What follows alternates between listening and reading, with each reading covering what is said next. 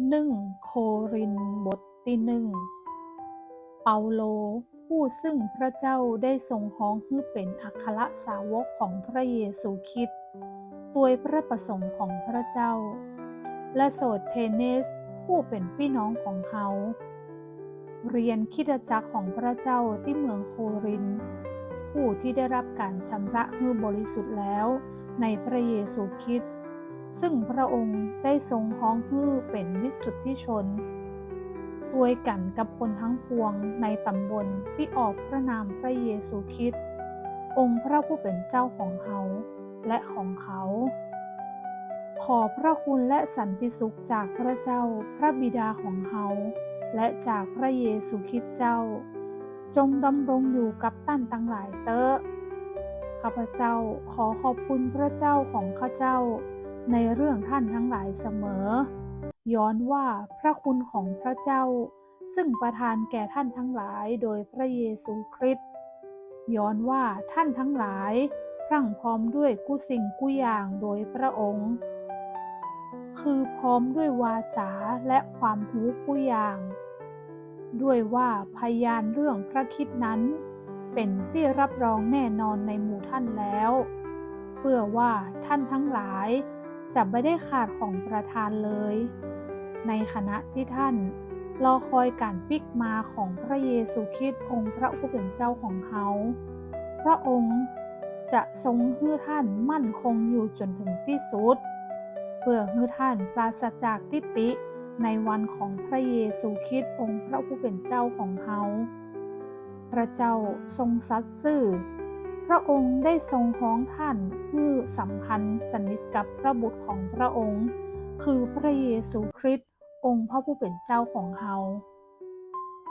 พี่น้องทั้งหลายข้าเจ้าจึงวิงวอนท่าน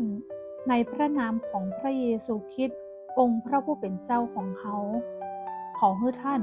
เห็นพร้อมกันทั้งวาจาและบ่มีการแตกแยกกันระหว่างหมู่ท่านแต่ขอให้ท่านเป็นน้ำหนึ่งใจเดียวกันในความคิดและการตัดสินอย่างเดียวกันพี่น้องทั้งหลายของข้าพเจ้าคนในครอบครัวของนางคาโลเอได้เล่าเรื่องของท่านให้ข้าเจ้าฟังว่าเกิดมีการทุ่มเถียงกันในระหว่างหมู่ท่านข้าเจ้าจึงหมายความว่าหมู่ท่านต่างก็กล่าวว่าข้าเจ้าเป็นศิษย์เปาโลหรือข้าเจ้าเป็นศิษย์อปอลโลหรือข้าเจ้าเป็นศิษย์เคฟาสหรือข้าเจ้าเป็นศิษย์พระคริสต์พระคริสต์แบ่งออกเป็นหลายองค์แล้วกะเขาได้ตึงเปาโลเพื่อท่านตั้งหลายกะท่านได้รับบัพติศมาในนามของเปาโลกะข้าเจ้าขอขอบคุณพระเจ้าที่ข้าเจ้าบ่ได้ให้บัพติศมาแก่ผู้ใดผู้หนึ่งในหมู่ท่านเว้นแต่คริสปัสและกายอัสจะอันจึงบ่มีผู้ใดกล่าวได้ว่าข้าเจ้าได้ทำพิธีบัพติศมาในนามของข้าเจ้าเองข้าเจ้าได้ให้บัพติศมาแก่ครอบครัวของสเตฟานัสตัวยแต่นอกจากคนเหล่านั้นแล้วข้าเจ้าบ่ฮู้ว่าข้าเจ้าได้ให้บัพติศมาแก่ผู้ใดแหมย้อนว่าพระคริสต์บ่ได้ทรงใจข้าเจ้าไปเพื่อให้เขารับบัพติศมาแต่เพื่อให้ประกาศข่าวประเสริฐแต่บ่ใช่ด้วยจั้นเจิงฉลาดในการอู้เกรงว่าเรื่องกางเขนของพระคริสต์จะหมดฤทธิ์เดชคนตั้งหลายที่กำลังพินาศก็หันว่าการประกาศเรื่องของกางเขนเป็นเรื่องง่าวแต่หมู่ท่านที่รอดเห็นว่าเป็นฤทธานุภาพของพระเจ้าย้อนว่ามีคำเขียนไว้แล้วว่าเฮาจะทำลายสติปัญญาของคนมีปัญญาและจะยักให้ความเข้าใจของคนที่เข้าใจสูญสิ้นไป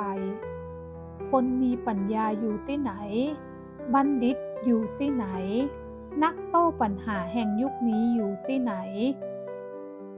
พระเจ้าบ่ได้ทรงยะปัญญาของโลกนี้โชดเขาไปแล้วกะย้อนว่าตามเรื่องที่เป็นพระสติปัญญาของพระเจ้าแล้วโลกจะรู้จักพระเจ้าโดยปัญญาบ่ได้ พระเจ้าทรงพอใจที่จะช่วยคนที่เชื่อให้รอดโดยการเทศนาที่ง่าวนั้น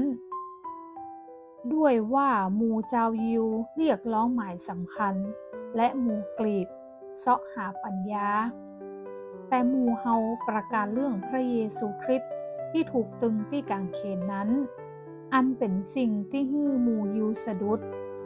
และหมู่กรีกถือว่าเป็นเรื่องง่าว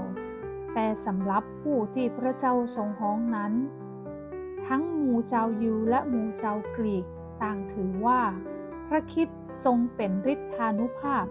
และพระปัญญาของพระเจ้าย้อนว่าความง่าวของพระเจ้ายังมีปัญญานักกว่าปัญญาของมนุษย์และความอ่อนแอของพระเจ้าก็ยังเข้มแข็งกว่ากำลังของมนุษย์พี่น้องทั้งหลายจงพอเถอะว่าหมู่ท่านที่พระเจ้าทรงฮ้องมานั้นเป็นคนพวกไหนมีน้อยคนที่โลกนิยมว่ามีปัญญามีน้อยคนที่มีอำนาจมีน้อยคนที่มีตระกูลสูงแต่พระเจ้าได้ทรงเลือกสิ่งที่โลกถือว่าง่าวเพื่อจะยะให้คนมีปัญญาอับอายและพระเจ้าได้ทรงเลือกสิ่งที่โลกถือว่าอ่อนแอเพื่อให้คนที่เข้มแข็งอับอายพระเจ้าได้ทรงเลือกสิ่งที่โลกถือว่าต้อยต่ำและสิ่งที่ถูกดูหมิ่นนั้นทั้งทรงฮ้องสิ่งเหล่านั้นซึ่งยังบ่ได้เกิดเป็นตัวจริงตัวเพื่อจะได้ทำลายสิ่งซึ่งเป็นตัวแท้อยู่แล้วเพื่อบ่ให้เนื้อหนังใดๆอวดต่อหน้าพระพักตร์พระองค์ได้โดยพระองค์ท่านจึงอยู่ในพระคริสต์ย้อนว่าพระเจ้าทรงตั้งพระองค์เพื่อเป็นปัญญาความชอบธรรมการแยกตั้งไว้และการไถ่โทษสำหรับเฮาทั้งหลายเพื่อให้เป็นไปตามที่เขียนว่าให้ผู้โอ้อวดองค์พระผู้เป็นเจ้า